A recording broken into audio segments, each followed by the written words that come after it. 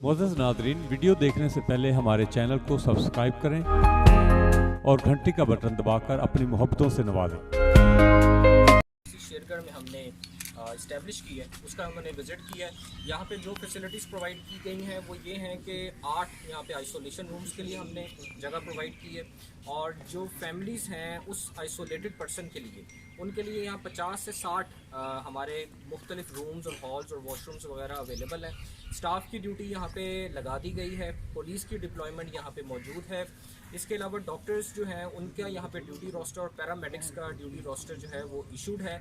तो अल्हम्दुलिल्लाह हमारी ये जो पूरी फंक्शनल है साइट, इसके अलावा पूरे ज़िले के अंदर हमने 3 साइट्स जो हैं वो फौरी तौर पे फंक्शनल कर दी हैं, और बाकी साइट्स को हमने आइडेंटिफाई किया है कि खुदा न खास्ता अगर कोई इस तरह की सूरत हाल हो तो हमारी तैयारी मुकम्मल हो। तो मुझे उम्मीद है कि हम सब मिल के इंशाल्लाह इस कोरोना का जो है वो सद्देबाब इंशाल्लाह उकाड़ा में ज़रूर करें। डीपीओ साहब से ले लो बेटा पुलिस की।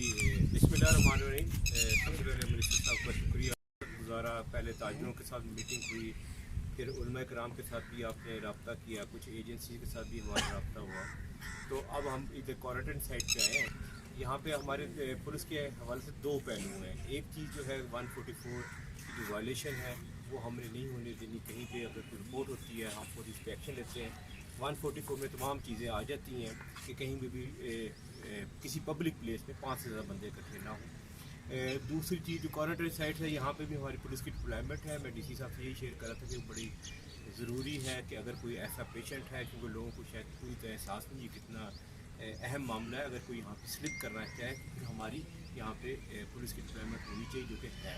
और बाकी भी जो यहाँ पे प्रोग्राम हैं जिसमें हॉस्पिटल्स हैं वो हमारा सिक्योरिटी प्रोग्राम जो है वो निकल गया है। तो इंशाल्लाह हम हर तरह की जो है सूरत हाल निपट जा रहे हैं।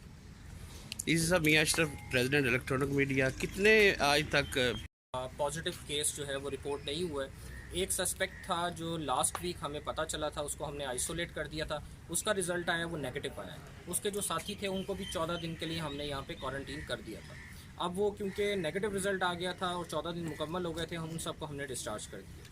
हमें हमारी सर्विलेंस जारी है। सर्विलेंस के दौरान हमें पता चला कि एक और ख़ातून है जो एक फ़ॉरेन कंट्री से यहाँ पे आई थी और वो अपनी फैमिली के साथ रह रही थी। उसमें कुछ सिम्टम्स इस तरह के डेवलप हुए।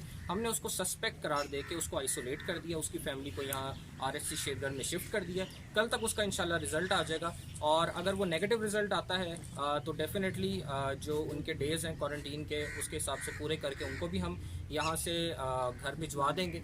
और खुदा ना खास्ता अगर पॉजिटिव आता है तो खातून को तो HDU में फिर शिफ्ट किया जाएगा, और उसकी जो फैमिली के बाकी मेम्बर्स हैं उनको फिर हम अंडर ऑब्जर्वेशन रखेंगे 14 दिन के लिए कि उनमें से किसी के सिम्टम्स डेवलप ना हो। डिस्ट्रिक्ट उकाड़ा में कितने कंटेनर सेंटर बनाए गए हैं? डिस्ट्रिक्ट उकाड़ा के अंदर जो हमारे आइडेंटिफाइड सेंटर्स हैं जो हमने लिस्ट प्रिपेयर की है वो 20 है, लेकिन इसमें फौरी तौर पे हमने फंक्शनल किए हैं 3 सेंटर्स। एक सेंटर RHC शेरगढ़ हमने फंक्शनल कर दिया है, एक सेंटर हमने जो है गर्ल्स डिग्री कॉलेज गोगेरा उसको फंक्शनल किया है, और गर्ल्स डिग्री कॉलेज बसीरपुर।